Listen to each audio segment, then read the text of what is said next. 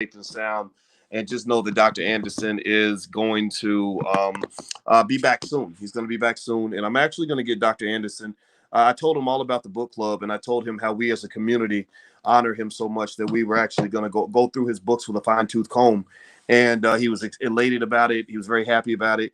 And he will probably come in at some point and join us for a book club meeting because obviously my interpretation is not as important as his. I just have one of many interpretations. And also what I would like before we get done today is I wanted to ask all of you about the All Black National Convention that's coming up at the end of October. The last weekend of October, that's where the All Black National Convention is, where all the B1 people from around the world gather.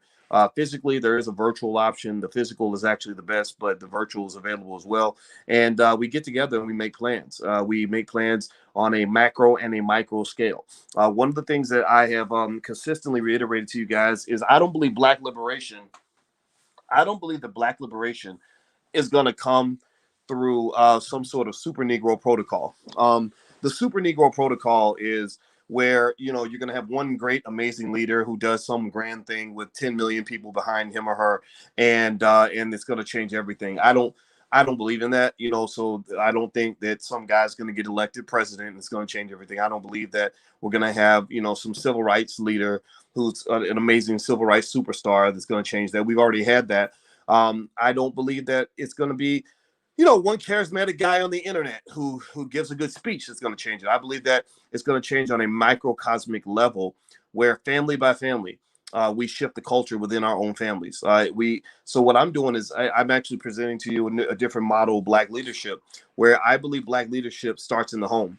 I believe that little basic things like keeping families together is critical. Like, because that father, I had a meeting today with two brothers that run this company. It's called 40 Yards of Gold, and they're basically partnering with big groups like the NFL to do 40-yard dash competitions with different speedsters from different sports. Right, it's a really cool event, and I saw the video of it, and it was amazing. And the thing is, these two guys, both of them were extraordinary football players. They were both star football players at the University of Michigan, and they also were in their high school. I think one of them set the state record for the most touchdowns in one game, and the other one never lost a high school football game, not one time, did not lose one single. He was the star of the team in California. I think it's LaSalle or DeSalle, something like that, that never lost a high school football game. That's how good of athletes they were. Like, they were best of the best, creme de la creme, cream of the crop. And what I noticed also was that these guys weren't just great athletes, though. One of them had gone on to become a dentist, very successful dentist, and now he's a successful entrepreneur who's probably on his way to becoming a millionaire. The other one had become a salesperson for a corporation and was the best salesperson that they'd ever had. And he eventually became an entrepreneur because he felt that calling. He felt that calling that, from the conversations I have with you guys about how there are some Black men and some Black women who are not built for a salary cap. You're not supposed to be under someone else's lid, under someone else's roof. I truly believe when people talk about the so-called conspiracy theories that the straight Black male is considered a threat to society, I believe that. Because I've seen it. I've lived it. I don't have to read about it. I know this. I've seen this up close. And so what I notice about these guys is that they didn't just excel as athletes. Because you don't become the best athlete in the whole state of California or the number one cornerback prospect in the country or whatever by not working hard. Doesn't matter how much talent you have to work extremely hard to do that. But I noticed they weren't just great athletes, they were great at everything. Like, these guys succeeded at everything they did. Their determination plays out in every aspect of their life, and which is my prayer for all of your sons, that your sons learn that. There's nothing wrong with sports. Sports is great as long as sports is used also as a vehicle to help you succeed in everything that you do. But you don't see that, right? We don't see that in our community. I promise you, I'm making a point on this. But you don't see it in our community. I mean, how often, give me a yes or no, how often do you see a guy who is an amazing athlete, super disciplined on the basketball court or the football field, but the rest of his life doesn't match that level of discipline? How many of y'all have seen that? Give me a yes or no if you've noticed that, where you have guys that will learn every play and every offensive play in the book, but won't study for their math test, or maybe they when they get off the field, they just become undisciplined in a lot of areas. Everything down from what kind of women they're hanging out with, to drugs, to drinking a lot, to just not really doing much anything. I believe that that's linked to training from your home. I think that I don't think it was a coincidence that these two great men that I talked to today also had great fathers. Now, I'm not saying that not having a father means you're going to be a loser. I'm not saying that at all. So because you can't control that, right? I mean, shoot, I got lucky. I got a stepdad that stepped in. He's not even called my stepdad. It's an insult to call him a stepdad because he was my real dad. But my biological father just split. He wasn't around, and I would have had a void in manhood if he weren't there. And the reason that I think things like building our families will make a big difference for how our boys turn out and our girls too, is because there's something about the presence of the father that makes a man straighten up his back. Those you have who have strong fathers know what I'm talking about, or strong male mentors that were in your butt all the time, every day. A strong father will make you become your best. He'll push you, kind of like the military does. He might hurt your feelings a little bit and punk you a little bit, but it'll bring out the best in you, as opposed to scenarios I've also seen where the boy doesn't have the father to sort of force him to straighten up his back, and he thinks he's the man of the house. The next thing you know, he's laying around and just doing a whole bunch of nothing because his mother is more of a nurturer than she is a disciplinarian, right? So just things like structured families is critical in terms of the kinds of black men and black women that we're building. So the two great black men I talked to today, we had an hour and a half long meeting. I could tell. I said, you guys wouldn't be who you are without your parents. Like, your parents built you, right? So what I'm saying to you is that if you build a better black man, or you build a better black woman in your household, that right there will solve a lot of your problems when it comes down to racism. Because in this place, we don't put black people in the victim handicap box. We don't put black people in the box of oppression automatically. We don't put black people in some sort of box for slow people, disabled, and people who aren't that smart. We put you in the victor box. We put you in the box where we believe that if you show up every day with as much black excellence in your pocket as you can, that you are going to be successful. You are going to win. You're going to find a way to succeed. You might not have as much money, but you're going to figure it out. You might not have as many opportunities, but you're going to figure it out. If some situation doesn't work for you, you'll create a better situation, because you'll tap into, I'm getting almost metaphysical here, but you'll tap into what I call the power of God. And the power of God inside of you is the ability to manifest like a God, to say, this situation does not work for me. I'm going to go find a better one, right? Not every black man is built to live under a white man's salary cap. Because when you go into corporate America and you get these jobs working for these people who don't like you, there is an implicit salary cap where there's only so far you can go, only so much wealth you can build, only so many opportunities you're going to have. And in order for you to have higher level opportunities, it's really a disempowering process to a point, because you have to be blessed by a higher power, like your boss, who then becomes your economic god, who decides what opportunities you're going to get and what opportunities you're not going to get. That is a very frustrating place to be, because we all know many black people who appear to be successful, but really they're not. Really, the only thing they're successful at is fitting into the system, right? So even, for example, when you talk about going to school, they did a study and they found that that kids who go to high school and make good grades, the valedictorians and people close to valedictorian status almost never ever become millionaires. They almost never become millionaires. And you would say, well, why does that happen? If you're a valedictorian, you're supposed to be the smartest in the room, right? Why aren't you most likely to become economically successful, free, and all this other stuff? Well, what they found was that the kids who are at the top weren't necessarily the ones who were the smartest. A lot of times the kids who were at the top were just the ones who knew how to follow the damn rules. That's it. That the system has a process, the system has a set of rewards and punishments to incentivize specific behavior. So a lot of times the person who appears to be the richest black man in the room, or the highest paid Negro in the room, or the one who got the big promotion, in some cases, not all. I'm not disparaging those who did get those promotions. I applaud you if you did and you're here, because that tells me how you think. But in a lot of cases, you got those promotions because you were able to fit into the system. You played along with the game, and they rewarded you for that. This is something that books like Black Labor, White Wealth break down for you, because these are patterns that have been developed since slavery. Why are these patterns very dangerous? Why are these patterns dangerous for black people? Well, they're very dangerous for black people because when you follow these patterns and follow these systems, you end up exactly where you're supposed to be. The system is not designed for you to be at the top of the food chain. The system's not designed for you to own and control anything. The system's not designed for you to have wealth and to be powerful and all these other things and to have sovereignty. The system's designed for you to fit in, get in where you fit in. to take your pre-designed role that already exists in this country.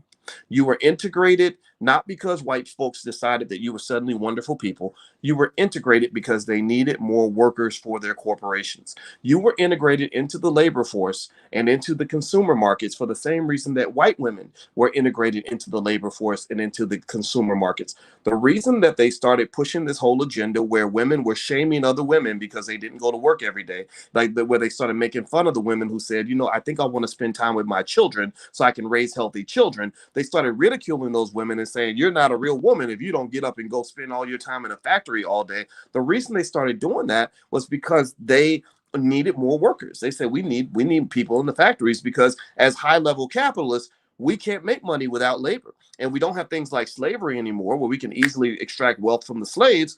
So we got to create something that is slavery by another name. We create these capitalist systems, which in their purest form become a type of slavery because I submit to you, the definition of slavery to me is very basic.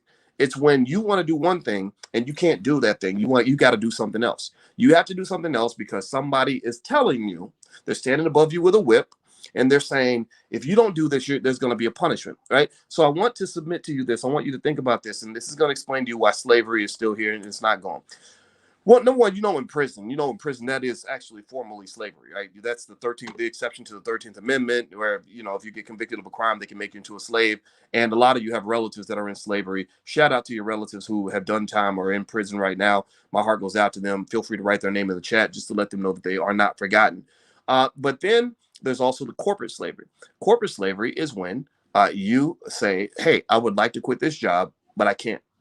Or when you say, I'd like to, do something else with my time, but you can't, right? So you have a lack of freedom.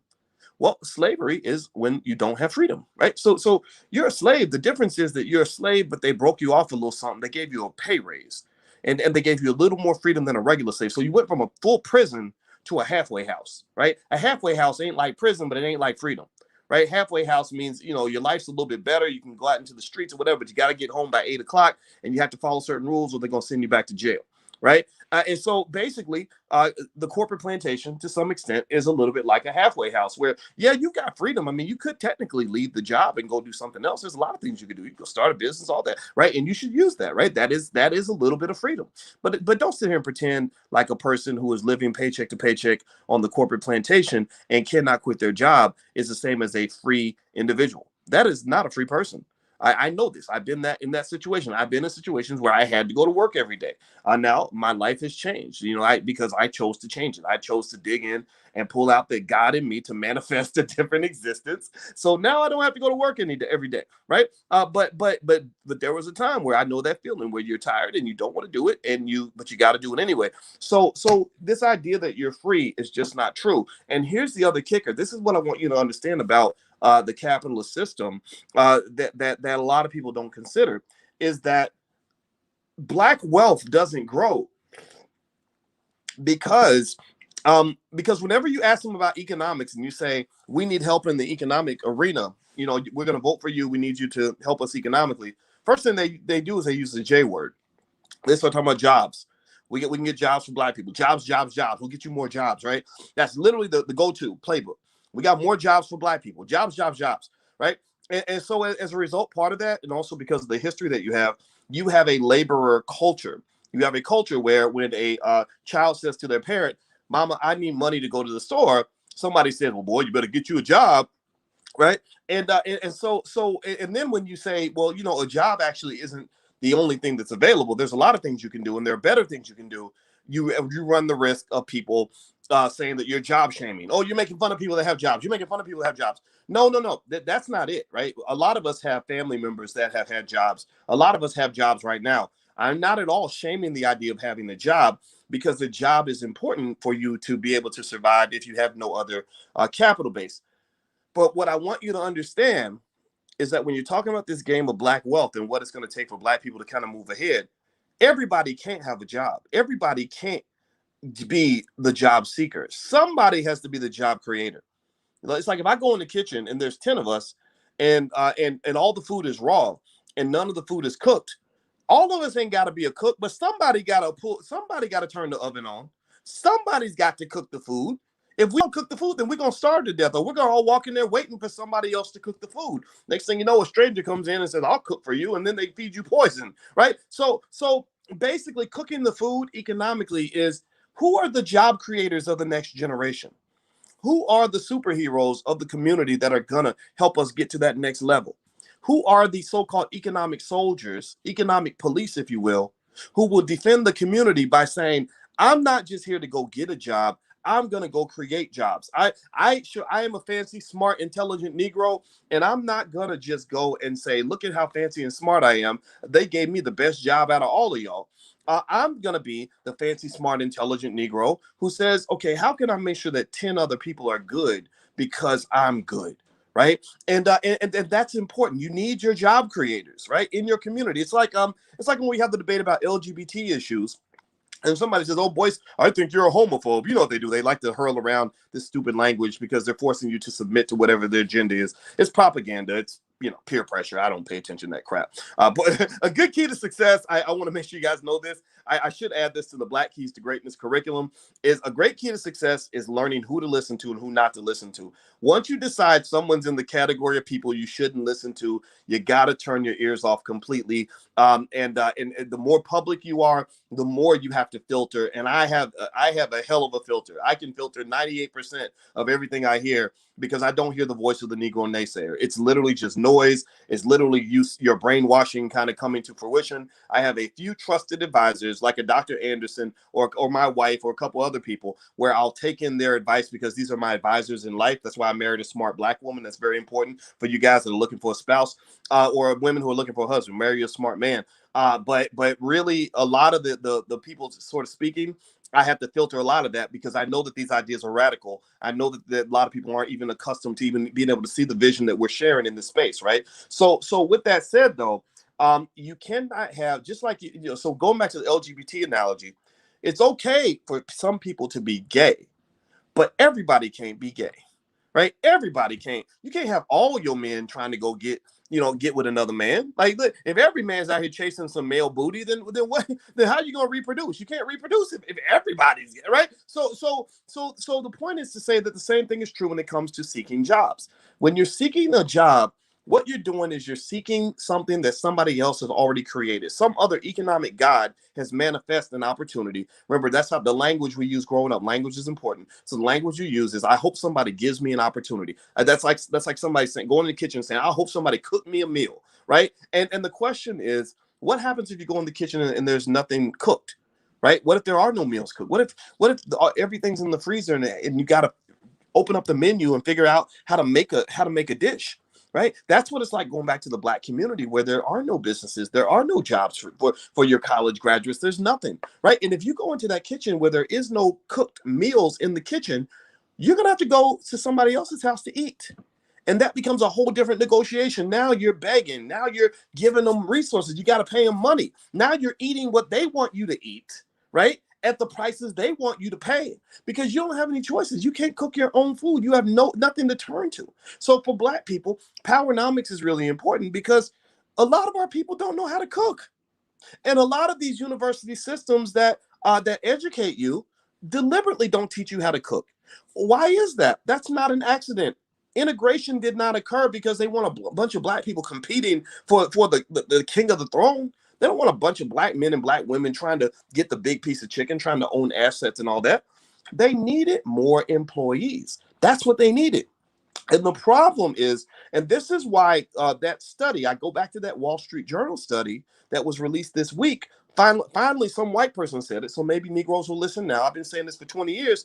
The Wall Street Journal study documented the fact that Black college graduates are increasing the racial wealth gap, that their wealth is lower than it was for their parents 30 years ago with the same level of education, because the student loans are too high, the cost of tuition is too high, and the payment that they were receiving on these jobs was so low, and also your money is kind of leaking out of your community, so no wealth is being built.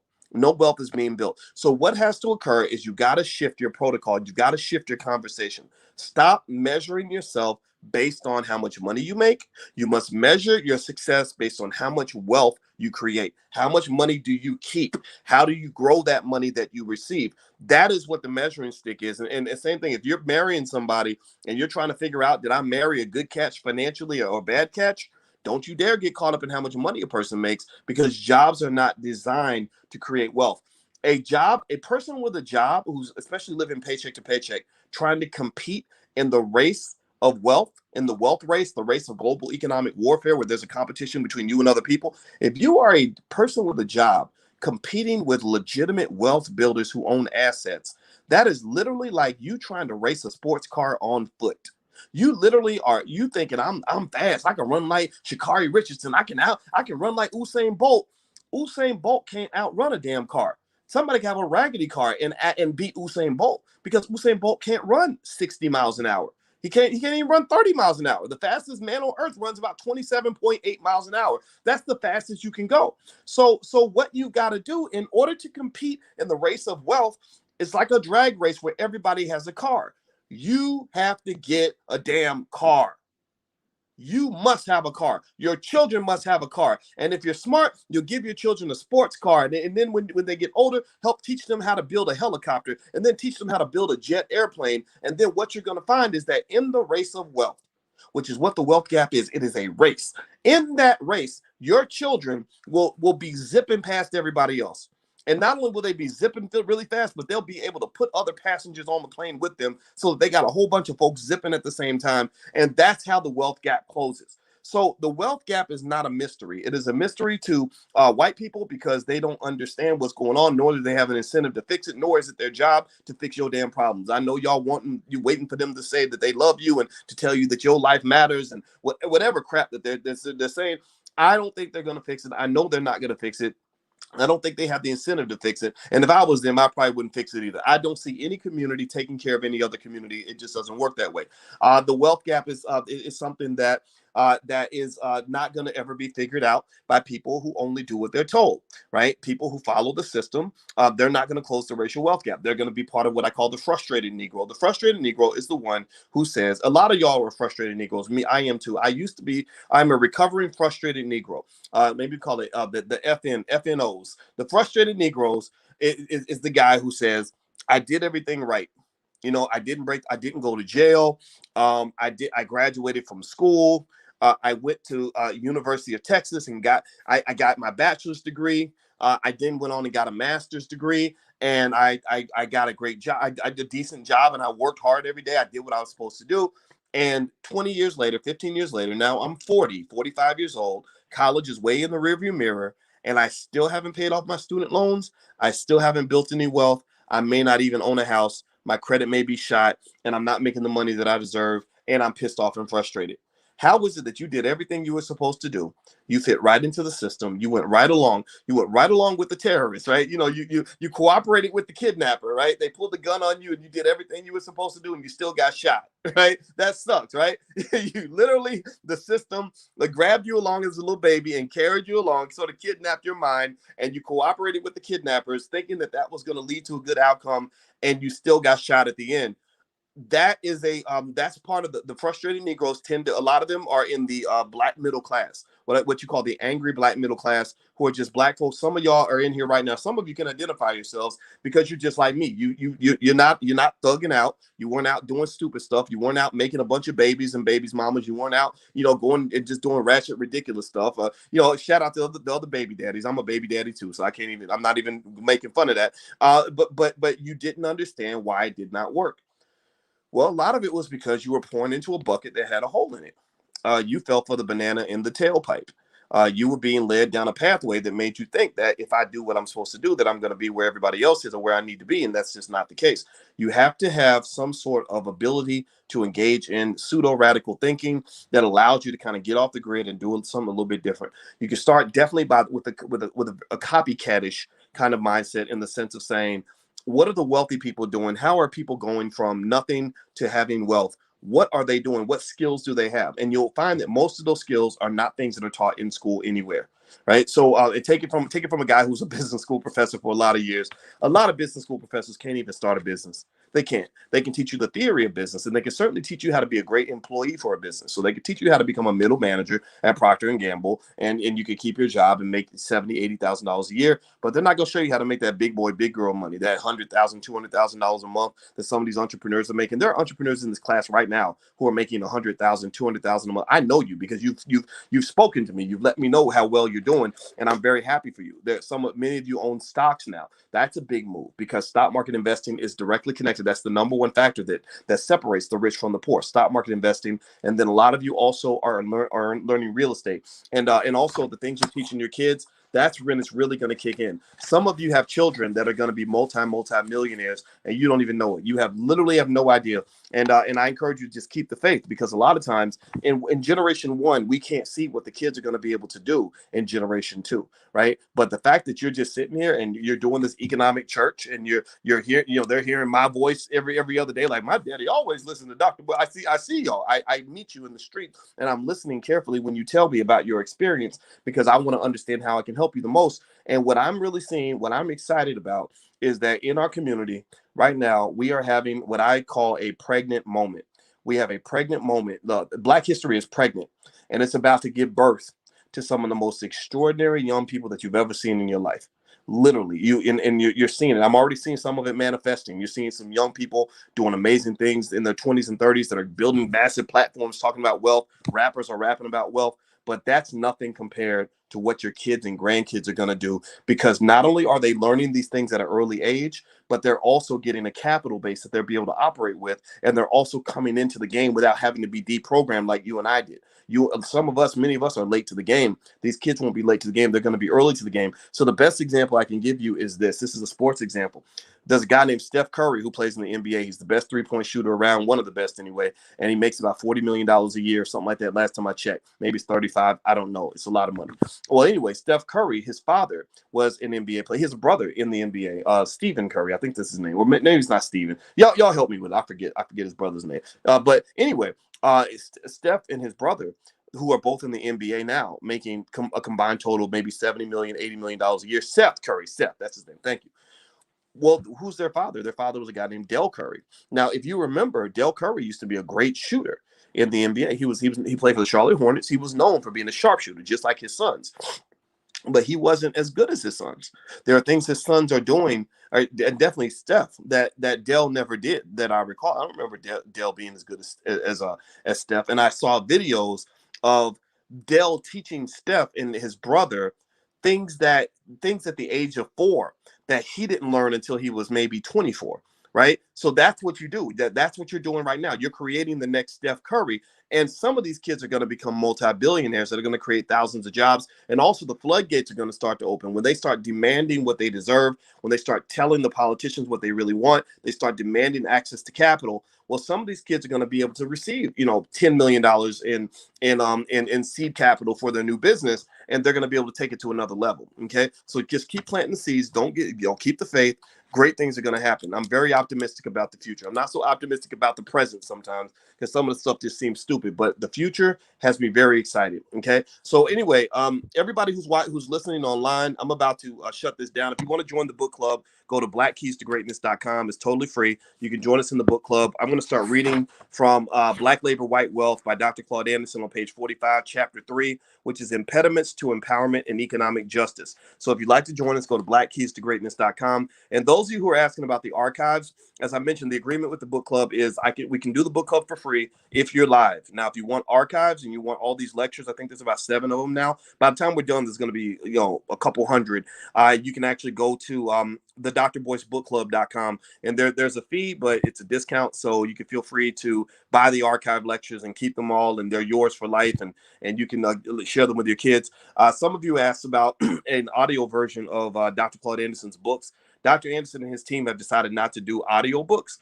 So maybe this is one of the closest things that we have to an audio book, is me actually reading it to you and kind of interpreting it. But at the same time, I think it's a good thing for you to be able to kind of listen to this as you're doing other things. Okay. So feel free to go to the drboycebookclub.com if you want to take a look at the archives and own the archives of every lecture I've done so far. Every lecture I do is going to be put in there. So there's going to be consistent content, consistently added. So it'll be kind of like a Powernomics version of Powernomics type of almost like a Netflix, except 10 times better. So new content will be added every week. All right, guys. So let's get started here.